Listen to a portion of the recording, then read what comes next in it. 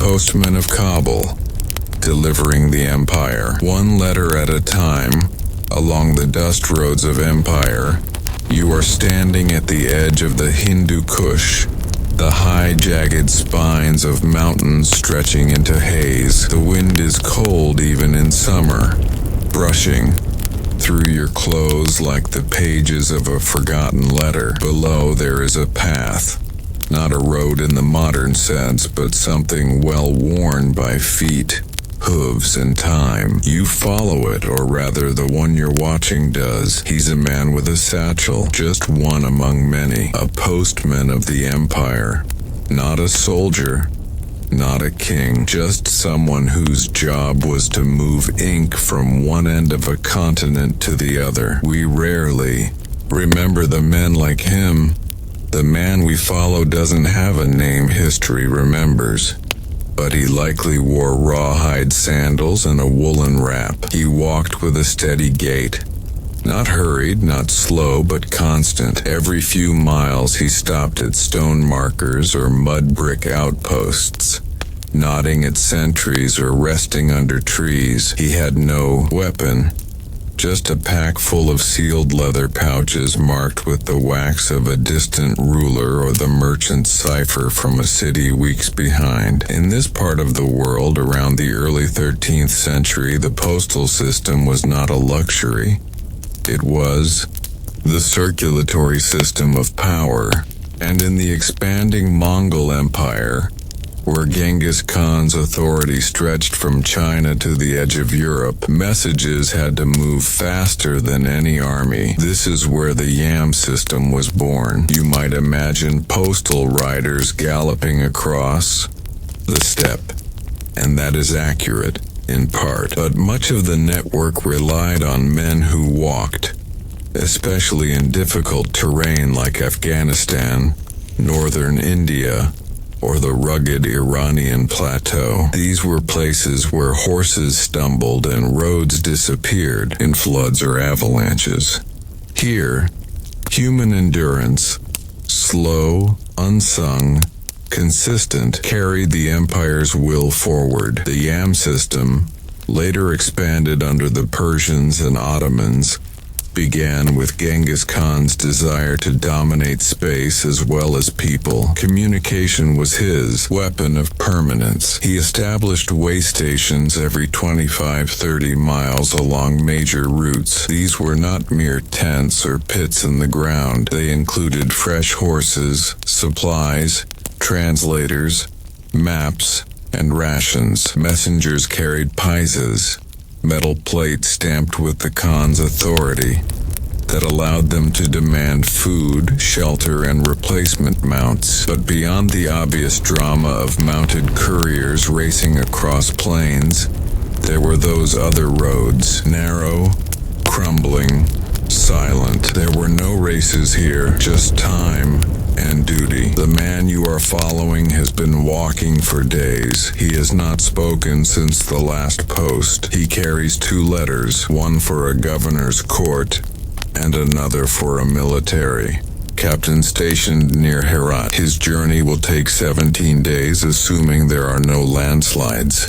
He carries dried apricots in his sash. His feet are cracked. He recites verses to himself to mark distance. Sometimes scripture, sometimes poetry. At night, he sleeps beside his satchel. Always. If it rains, he covers it first. In the cold, he wraps his coat around it. Not because the letters are sacred in themselves, but because what they represent is larger than him. A plan, an order, a death sentence, or an offer of peace. He never knows. Some letters are personal, of course. Messages between brothers or scholars, but many are political. Troop movements, trade authorizations, warnings of rebellion. If he fails to deliver them, it's not just a delay, it's a break in the chain of the empire. This man doesn't carry weapons because trust is his only armor. In most villages, his paisa is enough. He is treated with a certain cautious respect. He doesn't ask questions, doesn't linger, and most importantly, he remembers. There is no GPS, No map in his hand, but he knows the old paths. The burnt wayposts, the bend in the river that means he's close. His memory is his map. In towns like Balkh or Ghazni, postmen like him are a familiar sight. Children watch them pass and whisper rumors. He carries a message from the Khan, or that one has death in his satchel. Sometimes it's true. Sometimes it's just a warning about taxes. Sometimes no one ever knows. Every now and then the man reads a line from the worn corner of a letter, one not sealed, just instructions. He cannot read quickly, but he can read enough to know that someone far away wants something done here, or that someone nearby is about to vanish from their home. He walks with the quiet guilt of knowledge. There are others like him, runners who cross deserts, men who ride donkeys across mountain passes, boatmen who drift letters down rivers hidden in barrels. The Mongol Empire, brutal though it was, left behind one of the most efficient communication systems of the medieval world. Historians often credit it for holding such a vast domain together for as long as it lasted, but those historians rarely name the messengers. Even later, when the Persian Chaparkhane or the Ottoman Ulak networks grew from this foundation, the lives of individual postmen remained unrecorded. Their service was measured not in fame, but in distance, how many miles they covered without fail.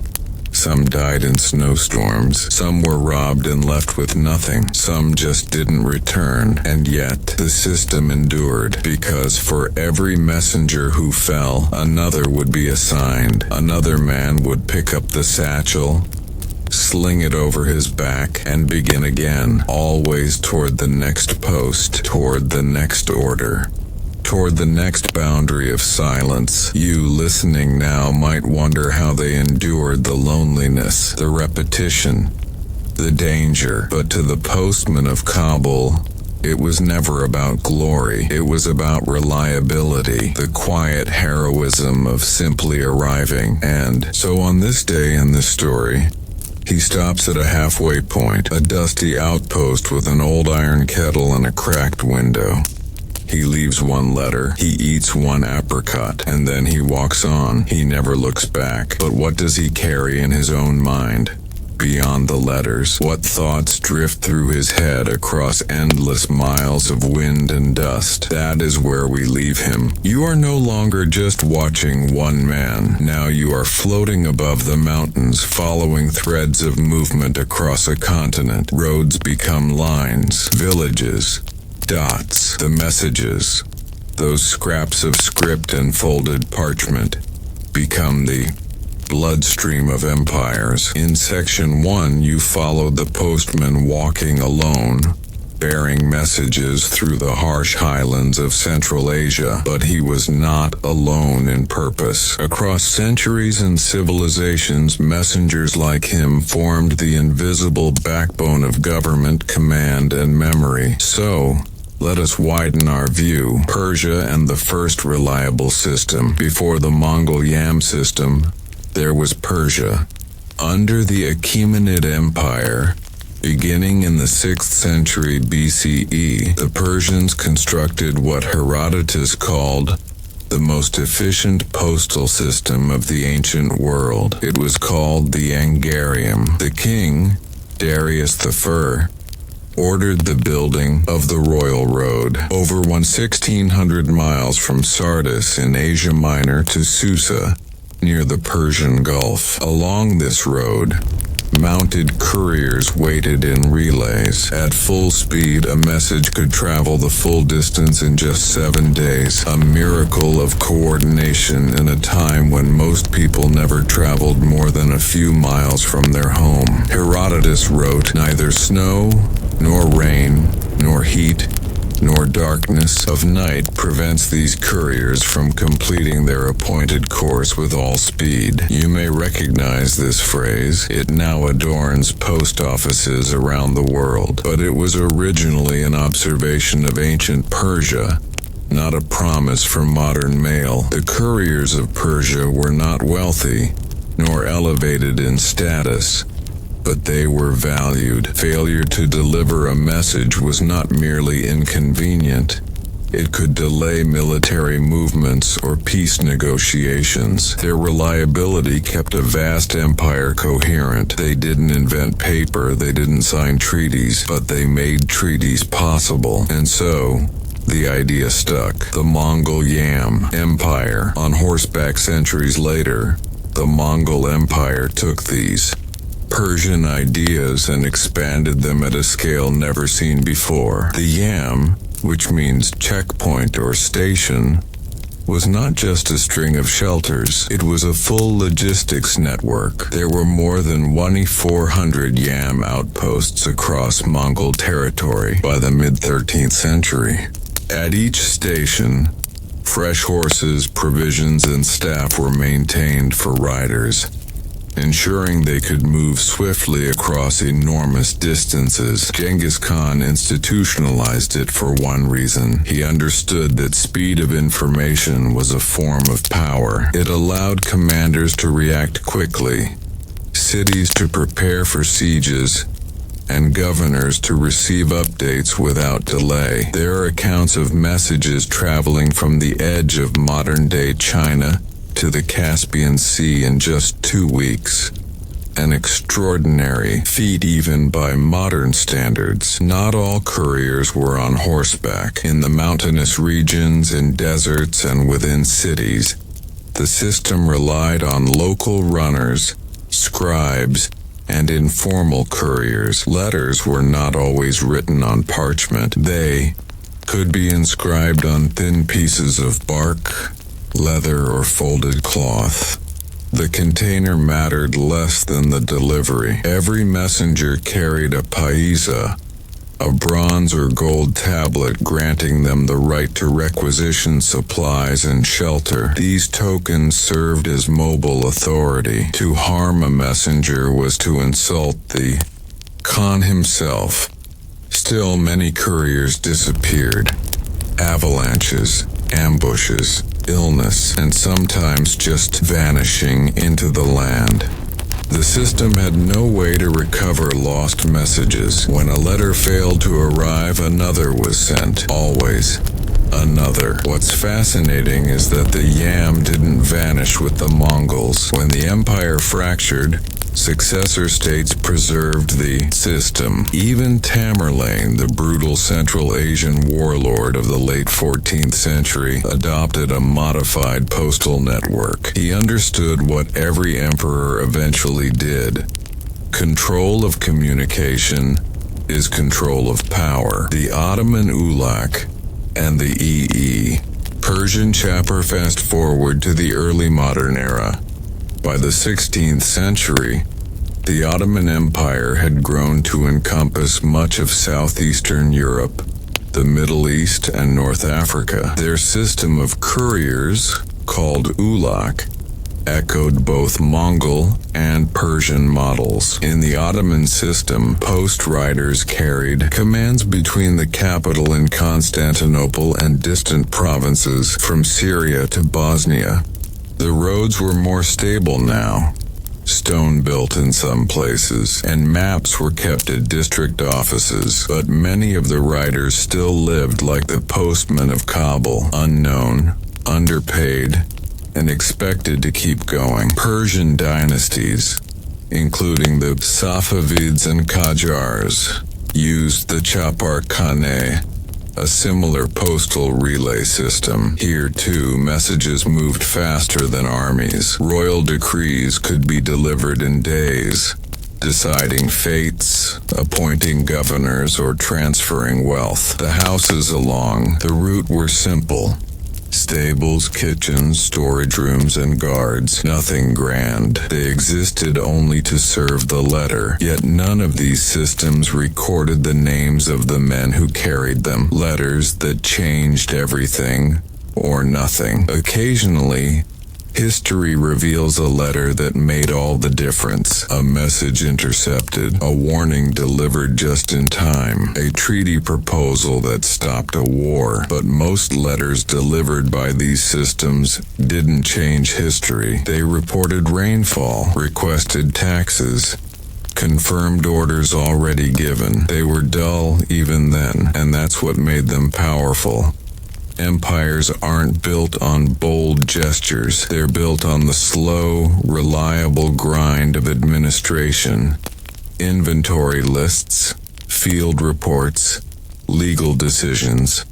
When a postman arrived, even with routine news, it reinforced the illusion of unity, that the center knew what was happening at the edge. But it's worth wondering, what did the messengers think? They were the only ones who saw the empire in motion. One week they were in a ruined village recovering from a skirmish. The next they were in a palace where golden doors stood silent. They heard whispers in marketplaces. They saw fear in border towns.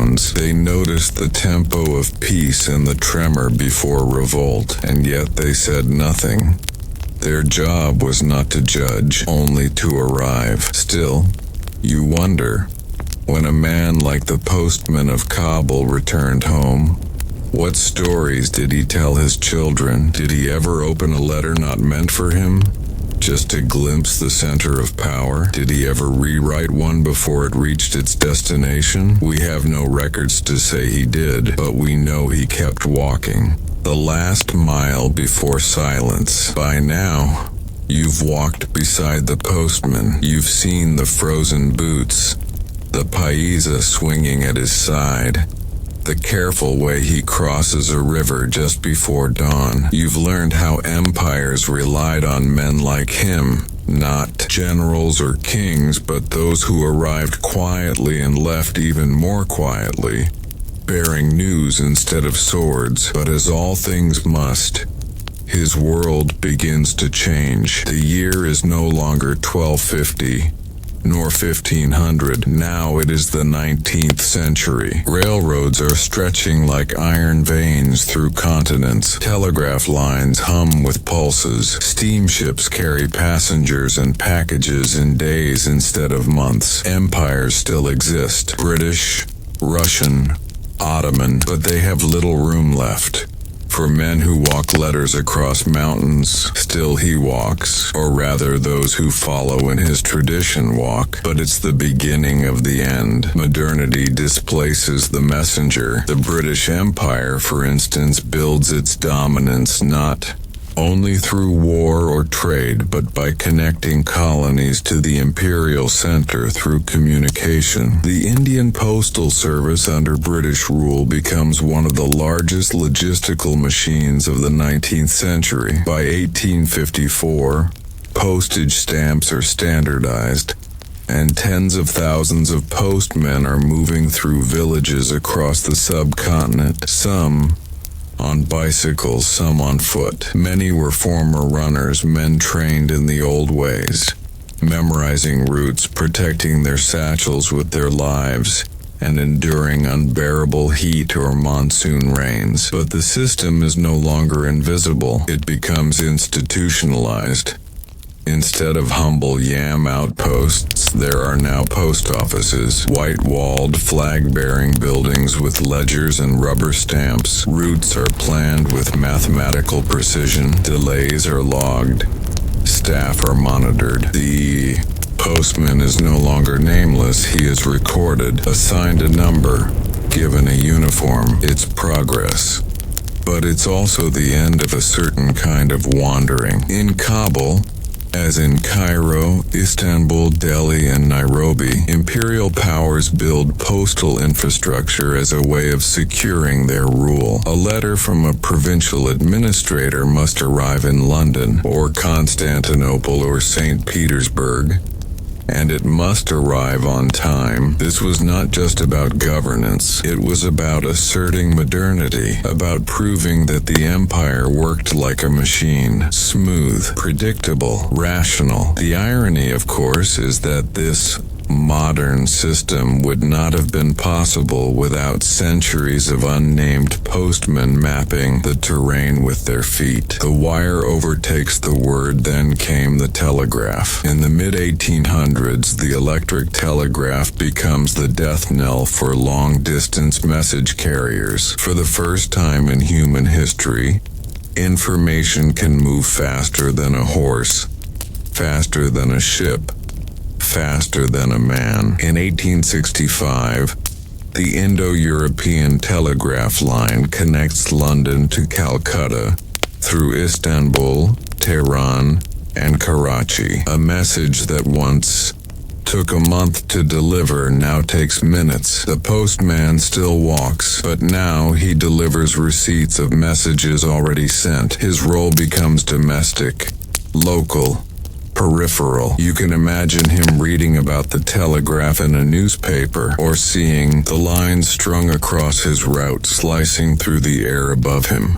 He does not stop walking, but the message he carries is no longer urgent, no longer central, no longer sacred, and yet people still wait for the letter. Despite the telegraph, the telephone, the rail line, despite all of it, there remains something in the handwritten note, something that cannot be transmitted in code or tapped across a wire. Emotion.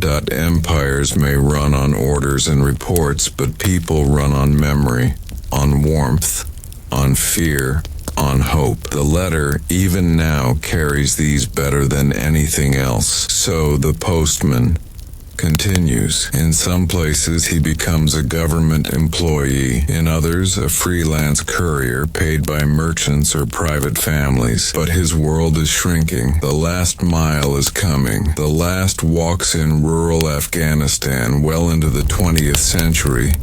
Postmen still walked. The terrain was too steep for cars, too unstable for telephone wires. In some valleys, a letter still meant a man on foot, tracing ridgelines and goat paths, remembering which bridge was broken last season. Some of these men by then had families. Their children would ask them what they saw on the road. Most did not answer. The road was not a story.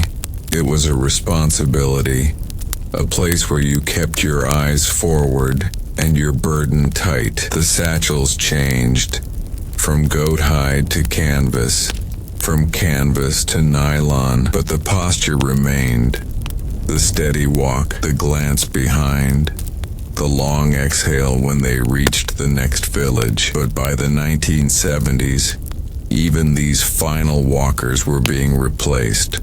Buses, helicopters, radios, civil wars. Then came email, and the final letters stopped being sent. The echo of footsteps today, few remember them. The empire builders do, but only in logistical footnotes. The towns remember them as passing figures. Their families remember only that they were often gone, and yet they mattered, because the postman's job was not just to carry news.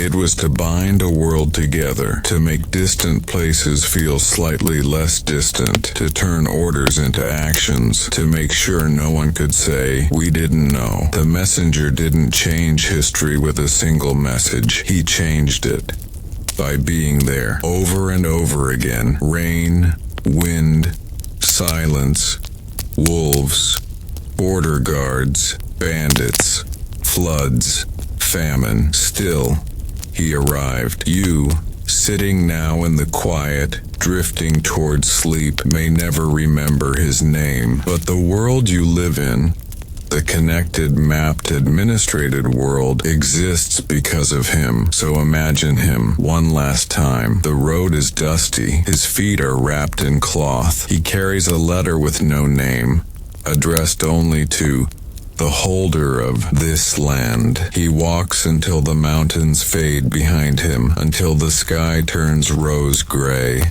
and then he stops, looks out over the horizon. The empire has ended, but he keeps walking. The mud bricks of Mari, Life in a lost Mesopotamian city, a city of clay and memory. You find yourself standing in the quiet heat of the Syrian desert. There is no breeze, no movement, just the faint sound of your own breath and the crunch of dry ground beneath your sandals. To the east, the Euphrates River flows slowly, ancient and heavy with memory. You are staring at what appears to be a mound of earth.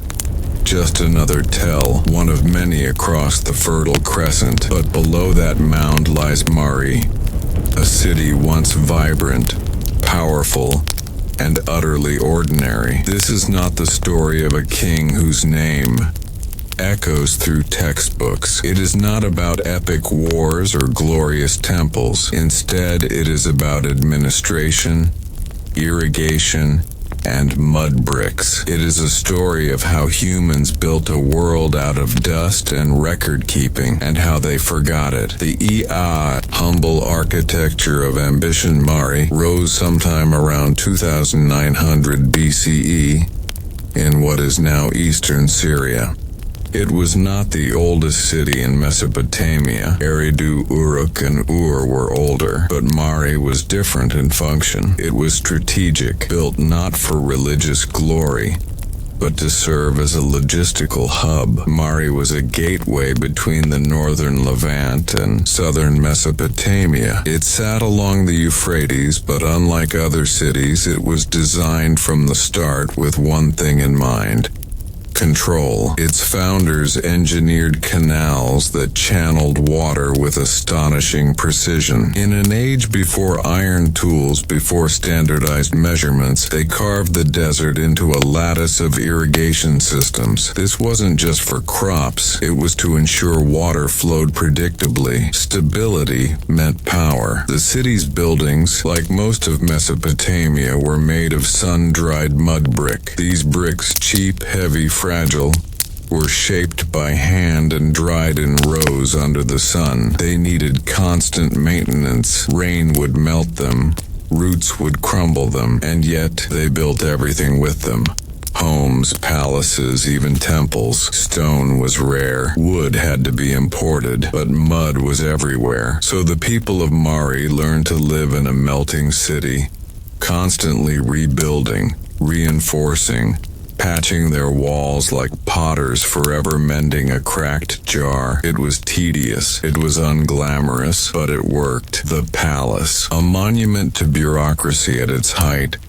Mari was home to around 50,000 people, a considerable size for the ancient world. At the center of the city stood the royal palace, but this was not a place of throne rooms and glittering courts. The palace of Mari was more like a filing cabinet. Over 300 rooms, corridors that led nowhere, courtyards filled with scribes. Archaeologists excavated the palace in the 1930s. They found something remarkable: over 25,000 clay tablets, many still intact. They were not myths or epic poems.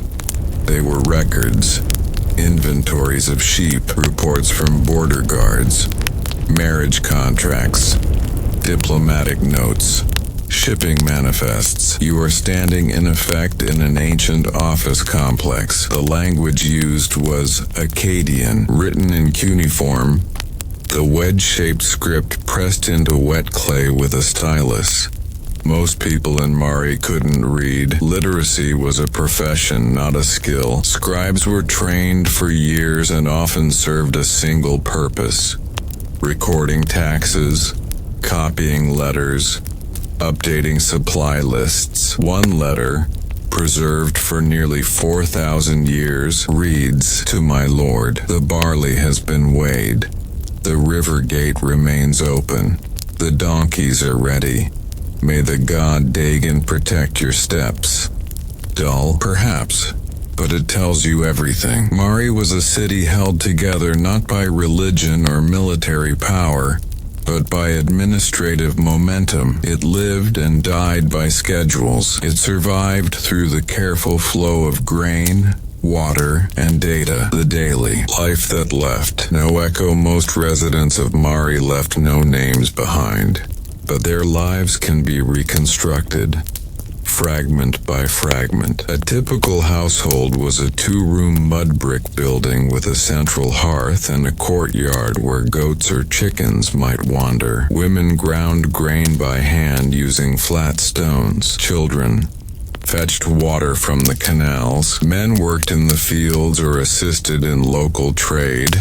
Evenings were quiet. Oil lamps flickered. People sat on reed mats and shared lentils, barley bread, and, if fortunate, fish or goat stew. Most homes had no luxuries. If someone owned a bronze tool or a lapis lazuli bead, it was passed down like treasure. Clothes were made of wool or linen, often undyed. Shoes were rarely worn inside.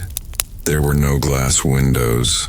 No toilets. Waste was thrown into designated pits outside the city walls. Yet there was order. Mari had laws, contracts, and dispute resolution. If a man accused his neighbor of stealing an ox, he could summon a witness. If a merchant sold spoiled dates, he could be fined. These cases were written down on tablets, stored in clay jars, and reviewed by scribes. In a world of uncertainty, paperwork meant protection, trade, war, and the slowness of change. Mari thrived because it was a middleman. Goods moved through it from east to west, from Sumer to the Levant. Boats arrived with wool, timber, and dried fish. Caravans brought copper, tin, and obsidian, but this wealth made Mari a target. Sargon of Akkad, the first true empire builder,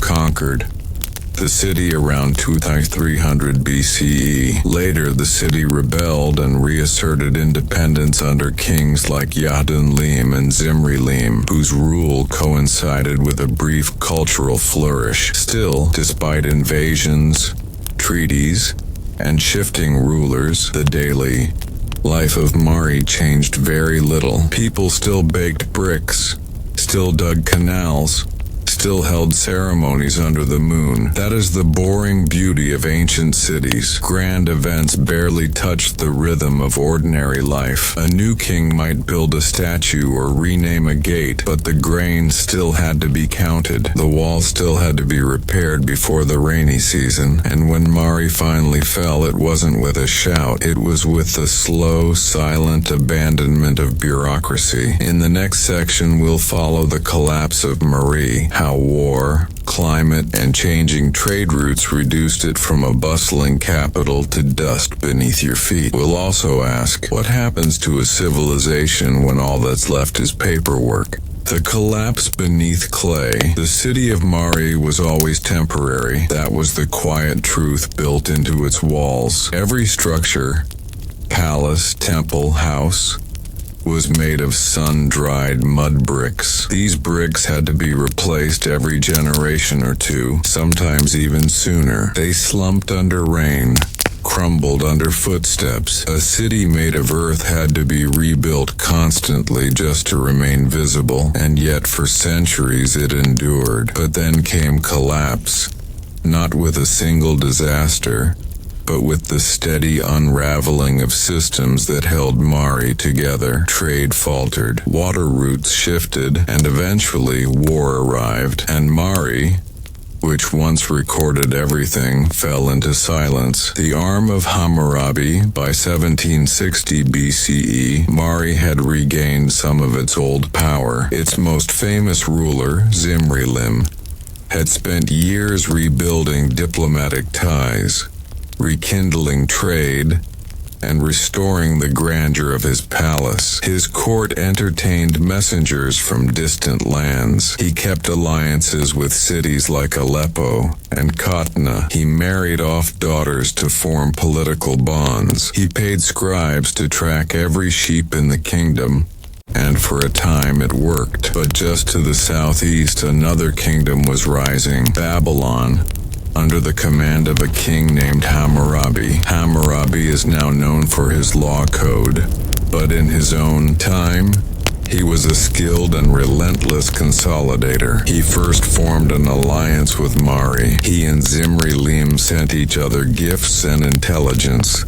There were letters still preserved expressing friendship and warnings about third-party threats. But alliances in ancient Mesopotamia were as solid as the riverbanks, changing with the flood. Eventually, Hammurabi turned on Mari. His army crossed the Euphrates and besieged the city, and this time Mari was not rebuilt. Archaeologists have found burned layers across the site, charred roof beams, collapsed bricks scorched by fire, and most damning of all, the palace archives simply stop. One day, the scribes wrote about grain shipments. The next, nothing. The city was abandoned. It was not repopulated, not rebuilt. Its systems, intricate, delicate, bureaucratic, had been too central to its survival. Once destroyed, there was nothing left to tie the people to the place. The mud bricks fell into dust. The canals silted over. The city disappeared beneath the desert. Shifting waters, silent decline. But war alone did not erase Mari. The Euphrates itself was changing. Rivers in ancient Mesopotamia constantly shifted course, flooding new land, abandoning old channels. Cities depended on their position relative to water for survival, water for irrigation, water for transportation, water for life. If the river moved even a few kilometers, a city could become obsolete. Evidence suggests that in the years before Hammurabi's attack, Mari may already have been struggling. Trade routes shifted. Droughts became more common. Letters from Zimri Lim's palace complain about crop failures, unrest in villages, and increased banditry along the river roads. And perhaps, just perhaps, people began to leave, not en masse, but in slow drifts. A family might move north to find more stable farmland. A merchant might relocate to a more secure town. A scribe might take a better paying position in Babylon. There was no dramatic exodus, just a gradual loss of the human current that had once animated the city. The final destruction by Hammurabi was not the cause of Mari's decline. It was the punctuation mark at the end of a long, quiet sentence. A bureaucracy without breath. What makes Mari's fall haunting is how well it documented its own life, but not its own death. Among the thousands of tablets found, nearly all are routine, transactional, normal. There are no desperate pleas, no final dispatches of doom. There is no record that says we are afraid, or the city is falling. The last recorded messages are calm, as though life was still going on. This is what makes studying ancient civilizations strange. We know them mostly through paperwork, or, in Marie's case, clay work. Not through poetry or song, but through receipts. We know what people were taxed, how many sheep they owned, what kinds of fish were eaten during festivals. We even know which village produced the best beer, but we don't know how it felt to see the city die. No one wrote that part down. Perhaps they didn't know it was happening. Perhaps they believed right up until the end that Mari would recover, that it had always endured and always would. Cities often believe they are permanent, but mud does not last. Forgotten until unearthed, Mari vanished from memory. For over 3,000 years, it was just a mound in the desert.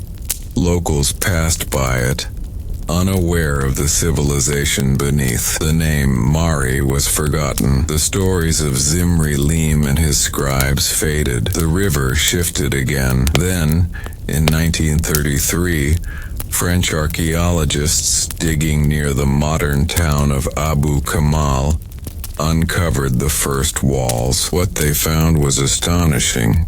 The remains of the palace, with rooms still bearing the imprints of ancient furniture, and thousands of tablets still in place, as if the scribes had only just left. Decades of excavation revealed not a romantic city of kings and warriors, but a functioning city of paperwork. The level of detail stunned scholars.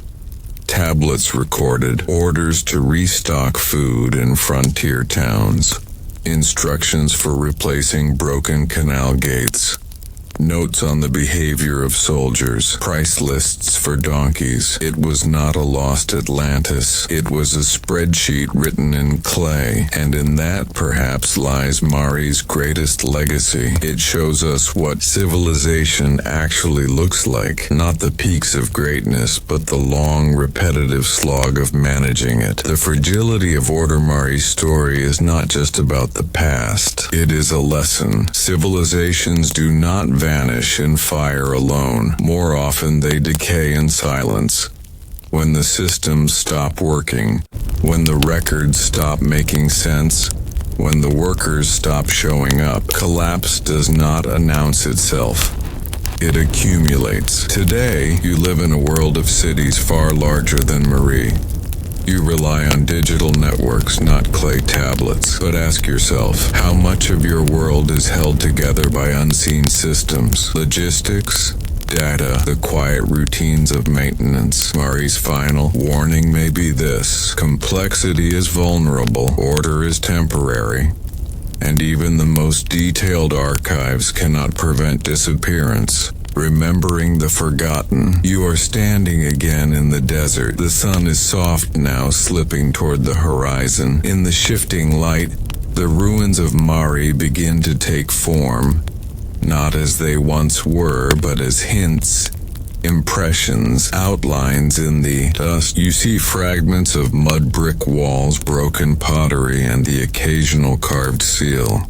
It takes imagination to see a city here, to picture lives where now there is silence, yet slowly and carefully, Mari is being remembered. It began in 1933, when a French archaeologist named André Parrot arrived at a dusty tell known as Tel Hariri. Parrot suspected it was more than a simple mound. His team began digging and, almost immediately, uncovered baked bricks stamped with royal inscriptions.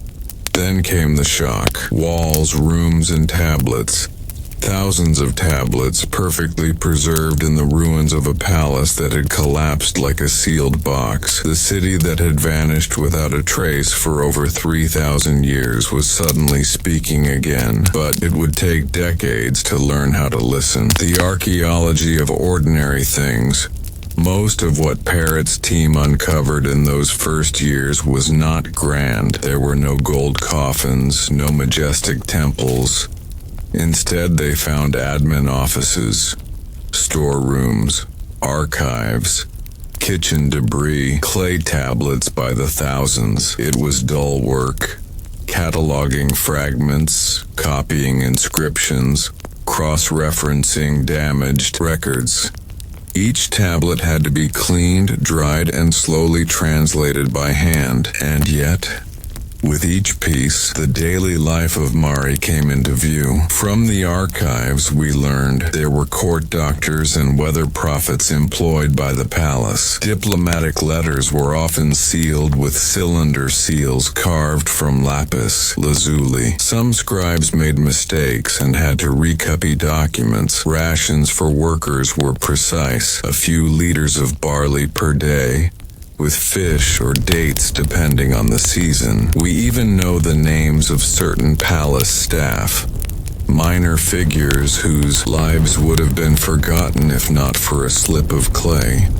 A man named Adu Kubi sent reports about irrigation issues. A woman named Anunitum was recorded as a temple singer. A brewer named Leadum received shipments of honey and hops. These were not kings or warriors. They were administrators, clerks, technicians of a fragile world, and slowly their city began to live again in the minds of modern people. What survives and what doesn't. Much of Mari is still unexcavated. Archaeologists have only uncovered about 1/3 of the city. The rest remains buried, either by sand or by circumstance. Political instability in Syria has made continued work difficult. War and looting have damaged parts of the site, but enough has been revealed to raise an important question. Why does Mari matter? It did not last. It was not the first or the most glorious. It produced no epics like Gilgamesh, no ziggurats like Ur, and yet, Mari offers something rare. A detailed snapshot of what it actually took to keep a city functioning in the ancient world. It shows us that civilization is not just monuments and rulers. It is storage rooms, water ledgers, broken bricks, people repairing things that keep falling apart.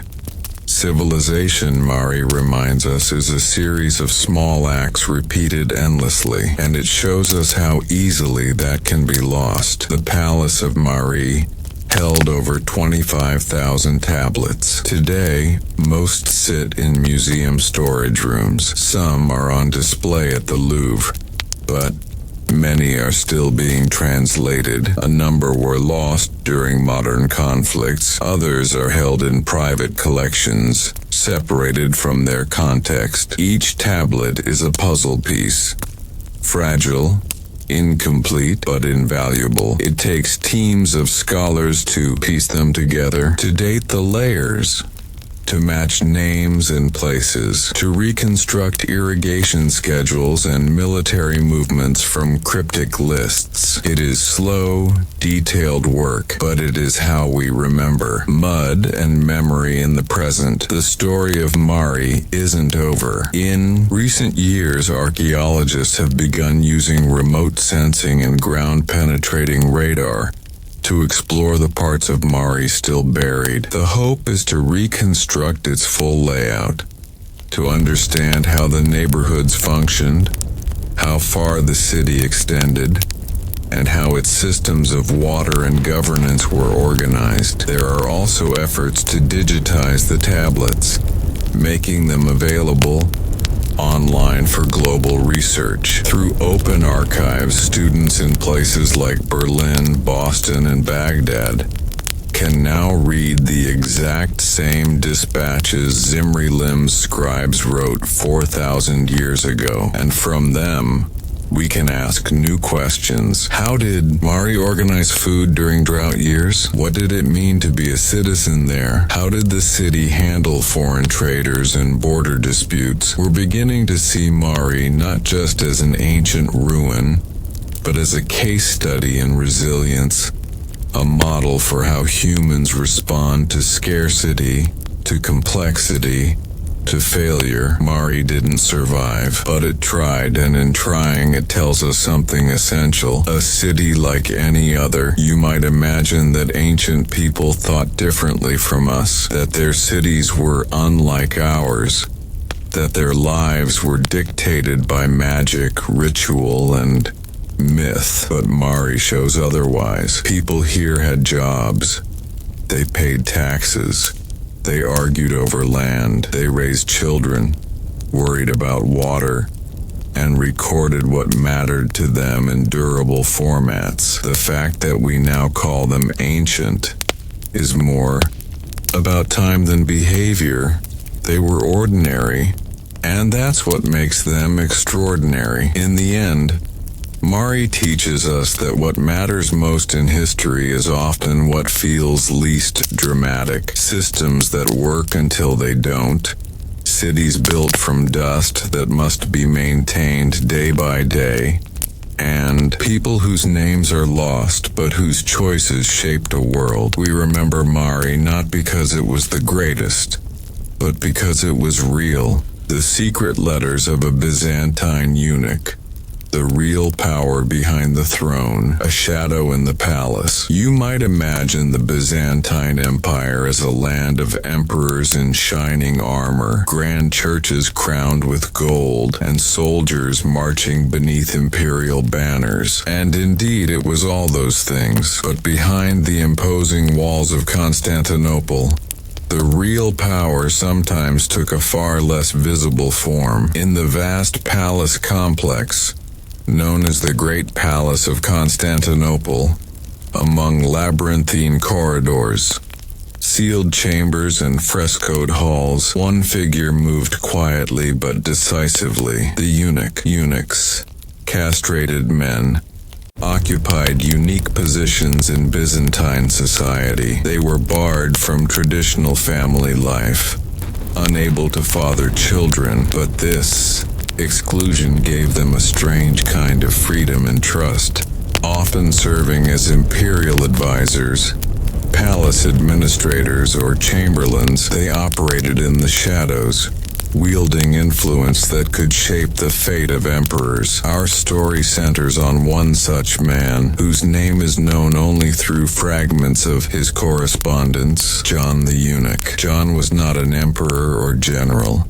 He did not lead armies or issue grand proclamations. Instead, he wrote letters that crisscrossed the empire, carrying orders, gossip, alliances, and secrets. These letters reveal the quiet mechanisms that kept the Byzantine court functioning and surviving centuries of war, intrigue, and upheaval. The letters that whisper power. The Byzantine bureaucracy was notoriously complex. It ran on endless paperwork, codified ceremonies, and intricate court hierarchies. Within this system, eunuchs like John held the keys to communication. They were gatekeepers, messengers, and sometimes manipulators. Their letters were never formal declarations, but often subtle notes, instructions to provincial governors, requests for information about enemy movements, or warnings about potential rebellions. One surviving letter from John reads like a simple administrative memo,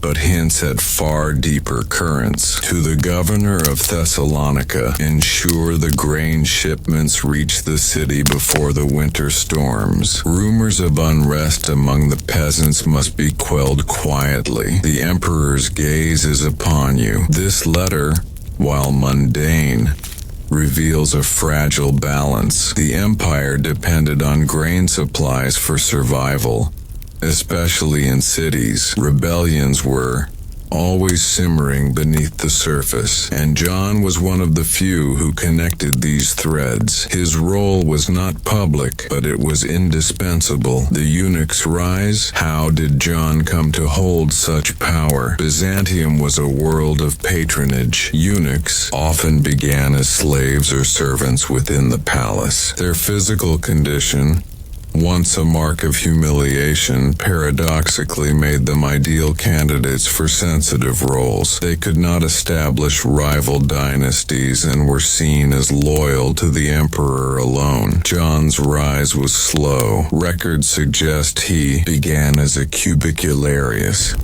a chamber attendant with access to the emperor's private quarters. Over time, he gained trust, learned the secrets of court intrigue, and was promoted to parakoimomenos, the imperial chamberlain, often the emperor's closest confidant. In this role, John could influence appointments, manage palace security, and oversee confidential correspondence. He was a man who knew who to trust, who to avoid, and how to manipulate information. The weight of routine. Despite his power, John's daily life was filled with routine and minutiae. He spent hours reading reports from distant provinces, drafting letters with precise instructions, and attending ceremonial events. He had to balance countless responsibilities, maintaining the emperor's favor, preventing leaks of sensitive information, and managing palace staff. Eunuchs like John often served as the empire's memory, the keepers of its protocols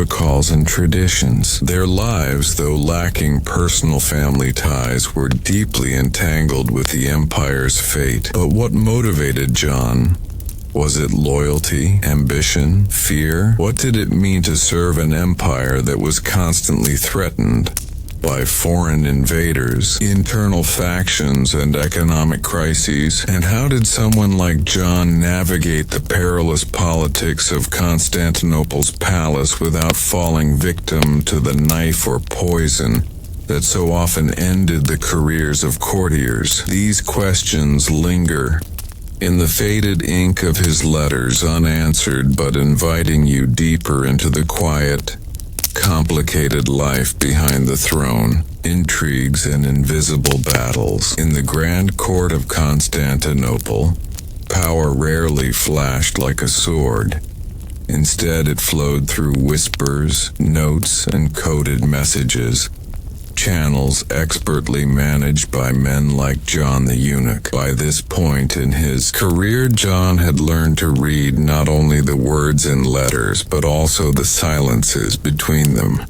He knew when a request for grain hinted at rebellion, or when a vague mention of foreign envoys masked secret negotiations. The palace was a chessboard. Emperors, generals, priests, and nobles played openly, but eunuchs moved unseen, their influence subtle yet profound. John and the art of court politics. One of John's most delicate tasks was managing relations with powerful aristocratic families. These families controlled large territories, armies, and wealth, but often saw the emperor's eunuchs as outsiders or threats. John had to negotiate between these factions, diffuse tensions, and sometimes spy on ambitious nobles whose loyalty wavered. Records mention John arranging secret meetings in the palace's shadowy corridors, delivering carefully worded messages that could make or break careers. In one letter,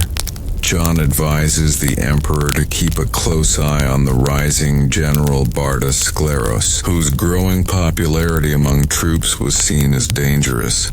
Yet rather than outright confrontation, John suggested subtle containment, gifts, honorary titles, and strategic marriages to keep Bardas loyal. This approach reveals something important about Byzantine governance. It relied heavily on personal relationships, favors, and psychological balance rather than force alone. Behind the velvet curtain, John's position also gave him access to sensitive religious politics. The Byzantine Empire was deeply intertwined with the Orthodox Church, and religious disputes frequently spilled into court intrigue. John's letters include references to heresies, church councils, and the management of patriarchal appointments. At times, eunuchs like him served as intermediaries between the emperor and the patriarch of Constantinople,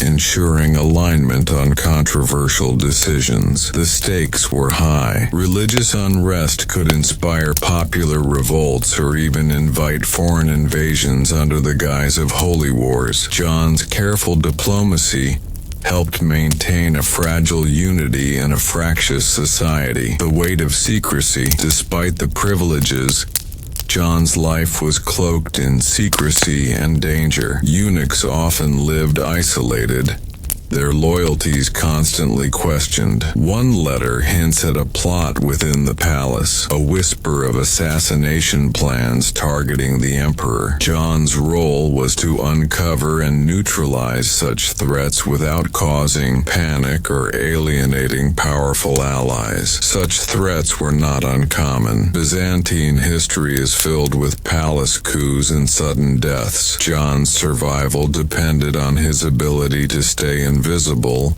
while controlling critical information flows. A life without heirs. Unlike other court figures, John had no family of his own to protect or advance.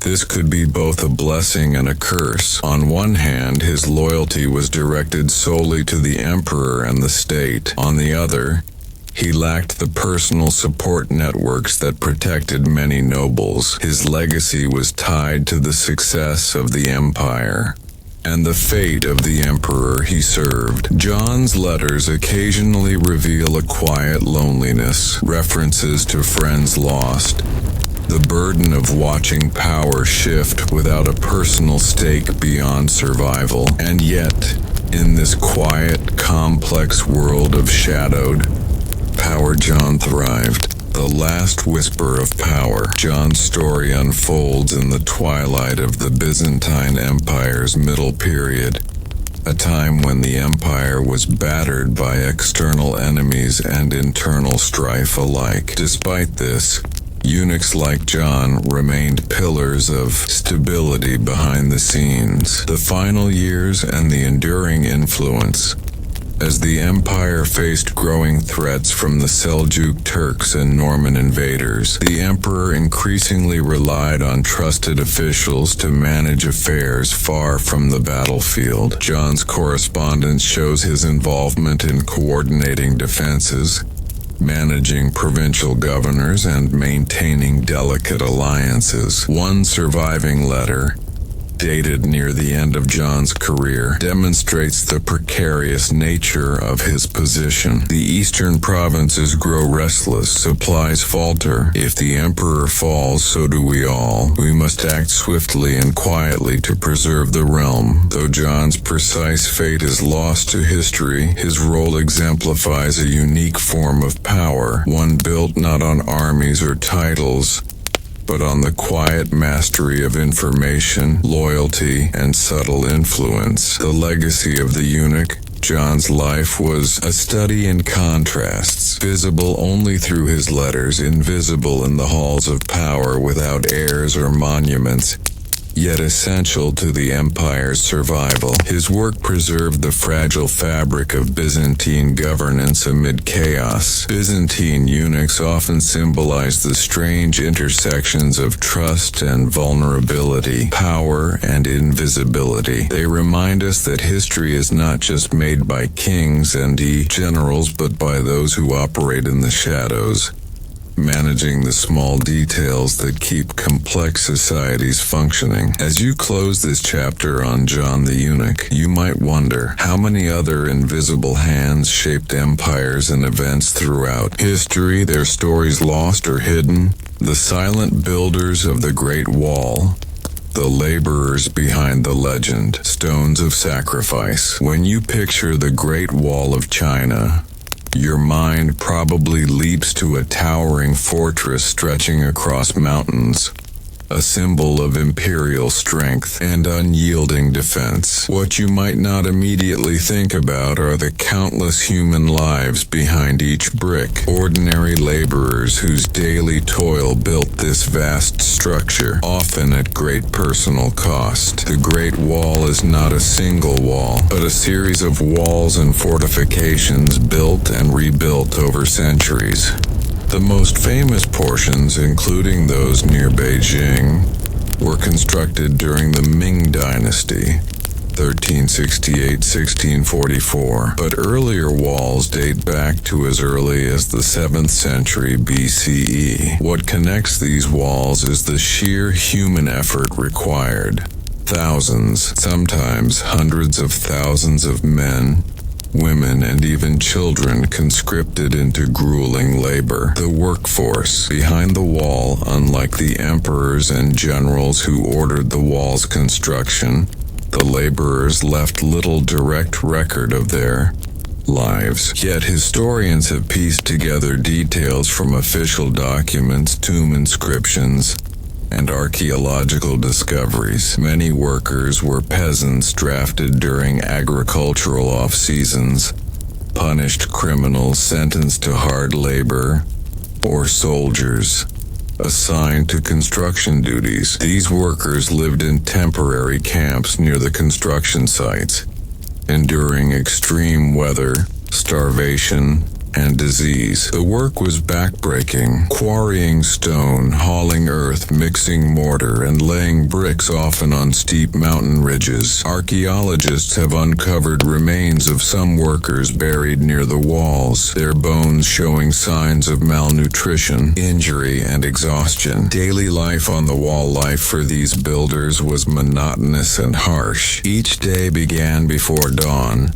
with minimal food and tools made from wood and stone. Work often continued late into the evening under torches. The walls themselves were built in sections. Crews specialized, Some dug foundations, others crafted bricks, and others guarded the site against bandits or enemy attacks. Despite the scale of construction, the coordination was surprisingly sophisticated. Overseers kept detailed records of labor quotas, material shipments, and worker rations. Officials maintained lists of names and punishments, ensuring order. Yet even with strict oversight, accidents and escape attempts were common. The unseen costs.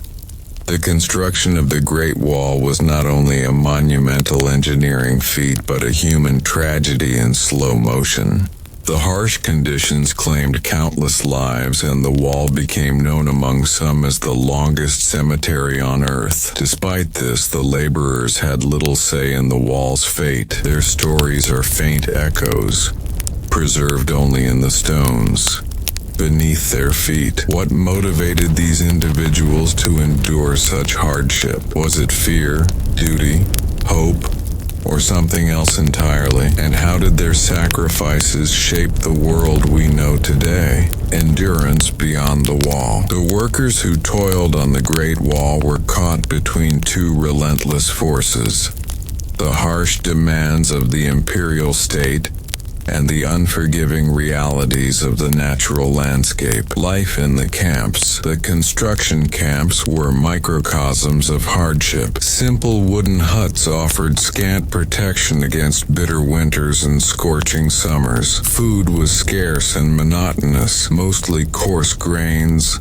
salted vegetables, and sometimes dried meat. Illnesses like dysentery, pneumonia, and malnutrition were constant threats. Despite this, some records hint at small acts of resilience. Workers shared what little they had, traded goods, and created songs or stories during brief rest periods. These moments of human connection helped sustain morale amid the relentless labor.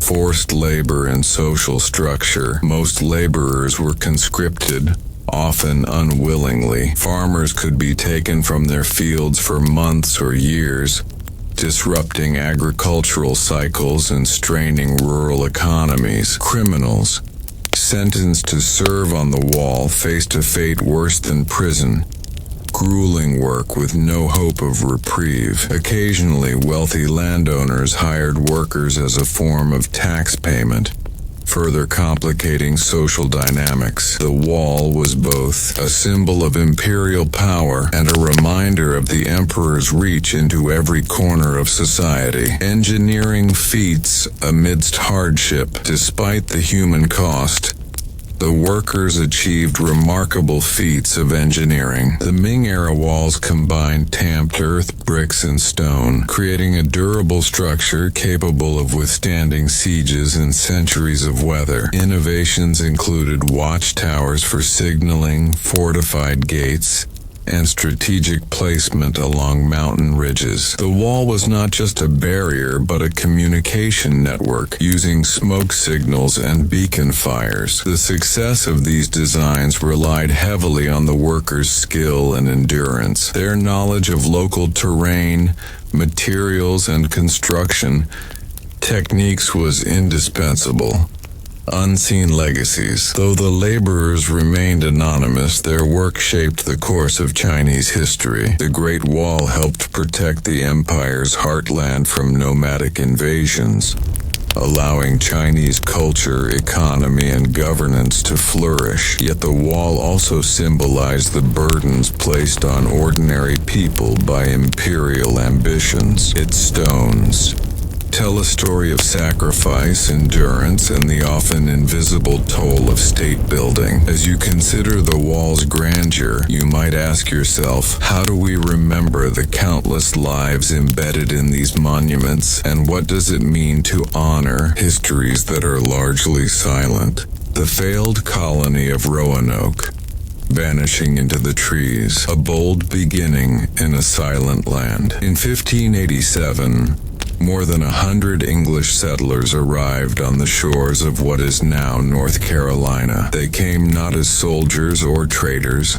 but as pioneers, a mix of men, women, and children, hoping to plant a permanent colony in the New World. They would vanish without a trace. This is the story of the Roanoke colony, not the sensational mystery you've heard in passing, but the quiet, slow unraveling of a settlement built on fragile hopes, strained resources, and complex human miscalculations. The arrival, the settlers, led by Governor John White, arrived at Roanoke Island in July of 1587. They were supposed to land in the Chesapeake Bay, a location believed to be more fertile and defensible, but the privateer captain Simon Fernandez, against orders, dropped them at Roanoke, a site already known from previous failed expeditions. Even in its early days,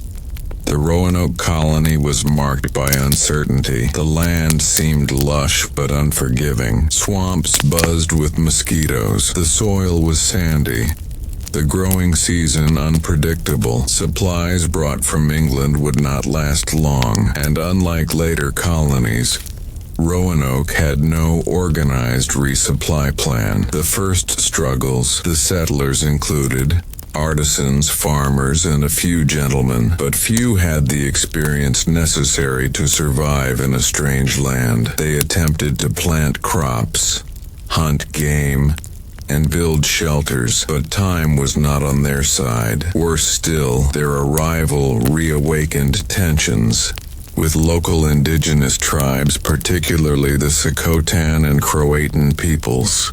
While earlier English explorers had established uneasy alliances, memories of previous raids and violence lingered. Still, the colonists tried diplomacy. Governor White encouraged peace and even leaned on his past friendship with a local Croatan man named Mateo, who had once traveled to England and returned as a sort of cultural ambassador. But with dwindling food, cultural misunderstandings, and the ever-present fear of attack, the colony became increasingly isolated and anxious. The decision to leave by the end of the summer, the settlers made a fateful request. They urged Governor White to return to England to plead for supplies. He resisted at first. After all, his own daughter and granddaughter were among the settlers, but eventually agreed, hoping it would only be a brief separation. In August, White sailed for England, promising to return as soon as possible. He would not come back for 3 years. England in turmoil. The delay wasn't entirely White's fault. England, on the brink of war with Spain, needed every available ship to prepare for the looming invasion by the Spanish Armada. Civilian travel across the Atlantic was suddenly suspended. White pleaded with Queen Elizabeth's court, visited private patrons, and tried to secure a vessel, any vessel, that would allow him to return, but war crowded out colonial ambition. In the meantime, no one heard a word from Roanoke. What did those settlers do?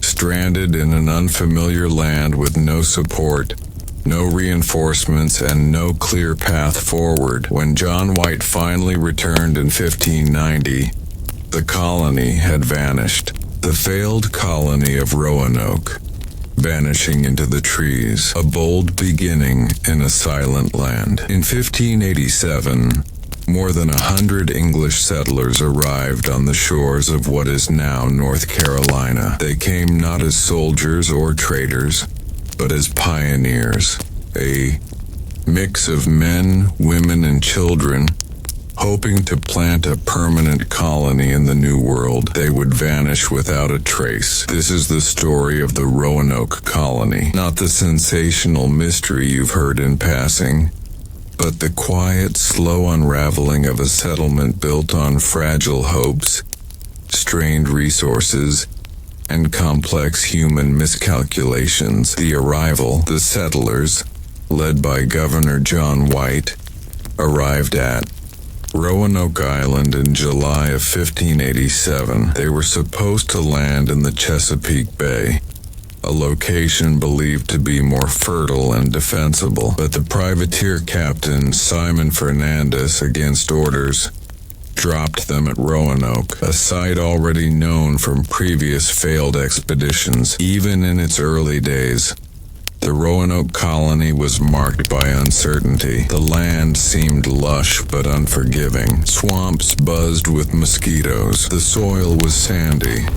The growing season unpredictable. Supplies brought from England would not last long, and unlike later colonies, Roanoke had no organized resupply plan. The first struggles the settlers included artisans, farmers, and a few gentlemen, but few had the experience necessary to survive in a strange land. They attempted to plant crops, hunt game, and build shelters, but time was not on their side. Worse still, their arrival reawakened tensions with local indigenous tribes, particularly the Socotan and Croatan peoples.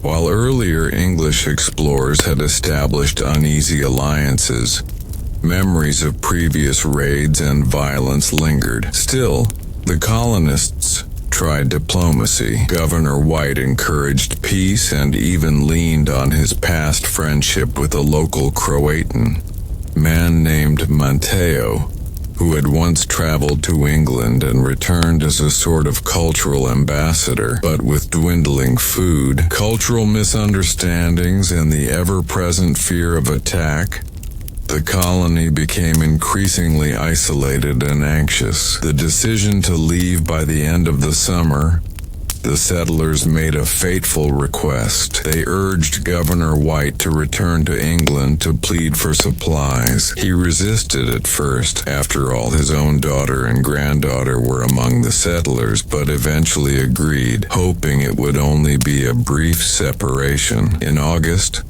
White sailed for England, promising to return as soon as possible. He would not come back for 3 years. England in turmoil. The delay wasn't entirely White's fault. England, on the brink of war with Spain, needed every available ship to prepare for the looming invasion by the Spanish Armada. Civilian travel across the Atlantic was suddenly suspended. White pleaded with Queen Elizabeth's court, visited private patrons, and tried to secure a vessel, any vessel, that would allow him to return, but war crowded out colonial ambition. In the meantime, no one heard a word from Roanoke. What did those settlers do?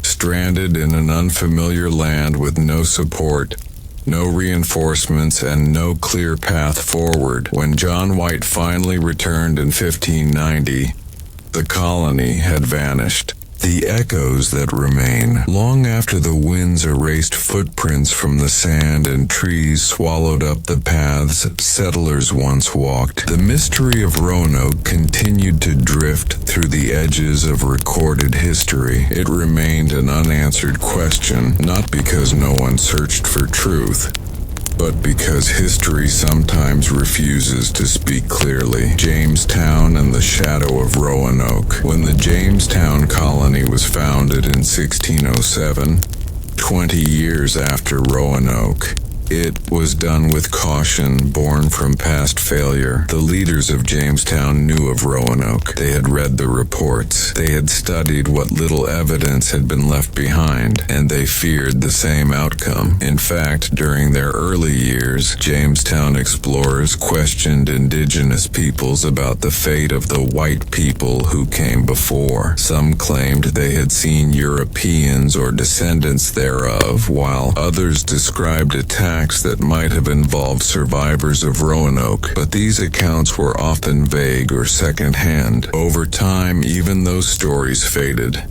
and the reality of Roanoke blurred further. The memory of that colony remained not as a tangible ruin, but as a kind of whispered warning that ambition without preparation leads not to glory, but to silence. The lost names, what happened to Eleanor Dare, her daughter Virginia, and the other settlers, is still unknown. Despite centuries of investigation, Archaeological digs and hopeful theories, no definitive evidence has surfaced. Some researchers have turned to genetic studies, searching for clues among indigenous populations of eastern North Carolina. Others have pored over old maps noting hidden symbols and cryptic annotations.